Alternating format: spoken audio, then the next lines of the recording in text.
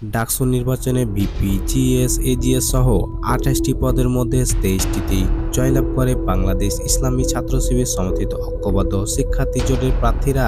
১০ September সকাল ৮:৩০টার পর ঢাবি সিনেট ভবনে আনুষ্ঠানিক ফলাফলে তাদের নাম ঘোষণা করেন ডাকসুর প্রধান নির্বাচন কমিশনার অধ্যাপক ডক্টর মোহাম্মদ জসিমউদ্দিন।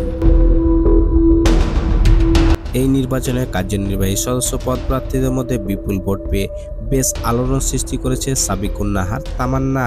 তিনি ছাত্র শিবির সমর্থিত ঐক্যবদ্ধ শিক্ষার্থী জোট প্যানেল থেকে সদস্য পদে প্রতিদ্বন্দ্বিতা করেন। তার সর্বমোট প্রাপ্য ভোটের সংখ্যা ১০,০৮৪টি। জানা যায়, তামান্না ঢাকা বিশ্ববিদ্যালয়ের শাখা ছাত্রী সংস্থার সভানেত্রীর দায়িত্ব পালন করছেন।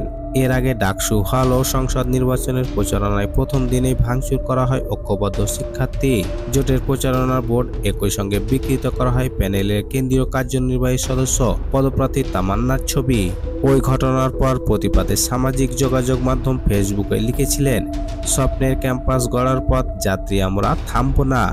সে সময় তামান্নার ছবি এমনভাবে বিকৃত করাকে নারীর পোশাক, স্বাধীনতা ও নারীর প্রতি বিদ্বেষ মনোভাব প্রকাশ উল্লেখ করে প্রতিবাদ জানান ঢাবির শিক্ষার্থীরা। গত ৯ সেপ্টেম্বর সকাল ৮টা থেকে বিকাল ৪টা পর্যন্ত অনুষ্ঠিত ভোটের দিনভর ছিল শিক্ষার্থীদের অংশগ্রহণ, উচ্ছ্বাস ও উত্তেজনা। ক্যাম্পাসের ৮টি কেন্দ্রের ৮১০টি বুথে ডাকসু ও হল সংসদ ভোট গ্রহণ অনুষ্ঠিত হয়। দীর্ঘ ৬ বছর পর অনুষ্ঠিত এই নির্বাচনে শিক্ষার্থীদের বিপুল অংশগ্রহণ ছিল। ডাকসুর ২৮টি পদে প্রতিদ্বন্দ্বিতা করেন মোট ৪৭১ জন প্রার্থী।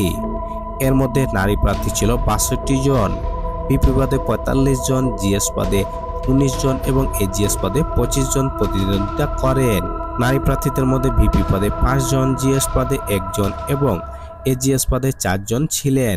ঢাকা বিশ্ববিদ্যালয়ের মোট ভোটার ৩৯,৭৭৫ জন। এর মধ্যে ছাত্র ভোটার ২০,০৭৩ জন, ছাত্রী ভোটার ১৮,৯০২ জন। এবার নির্বাচনে প্রায় ৮০% ভোট গ্রহণ সম্পন্ন হয়েছে।